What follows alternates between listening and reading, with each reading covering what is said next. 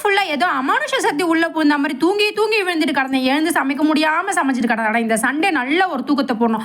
சுமார் 1 மணி வரைக்கும் தூங்கணும்னு சொல்லி நல்ல கணக்கெல்லாம் போட்டு வச்சிருந்தேன். ஆனால் என்ன கருமம்னு தெரியல, 9 மணிக்கெல்லாம் முழிப்பு வந்துருச்சு. ஆனால் எந்த பிரச்சனையும் கிடையாது. காலையிலேயே எழுந்து சமைச்சிருவோம், சமைச்சிட்டு திரும்பவும் போய் தூக்கத்தை போட்டுருவோம்னு சொல்லி பிளான் எல்லாம் பண்ணி வச்சிருந்தேன். நேற்றுக்கே மீனெல்லாம் வாங்கி வச்சிருந்தனால எந்த பிரச்சனையும் இல்லாமல் அழகாக காலையில் எழுந்து சமைக்க ஆரம்பிச்சாச்சு. இதில் என்ன ஒரு மனக்கவலை, நான் வாட்டுக்கு சமைச்சிட்டு இருக்கேன், எங்கள் ஆள் இன்னும் எழுந்துக்க காணோம். அவங்க நல்ல ஒரு உறக்கத்தில் இருக்காங்க. சரின்னு சொல்லிட்டு சமைச்சிட்டே கடந்தேன்.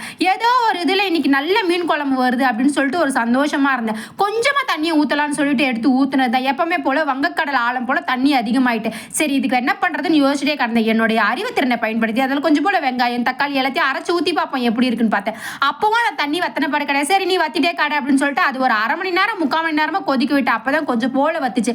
அப்புறமேட்டு குழம்பெல்லாம் வச்சு முடிச்சாச்சு. இன்னைக்கு ஃபிஷ் ஃப்ரை தான் பண்ணலான்னு சொல்லி பிளான் பண்ணி வச்சிருந்தேன். அதுவும் பண்ணி முடிச்சாச்சு. அப்புறமேட்டு சீக்கிரமாகவே சாப்பிட்டு போய் ஒரு உறக்கத்தை போடணும்னு சொல்லி சாப்பிட்டு தூங்கியாச்சு.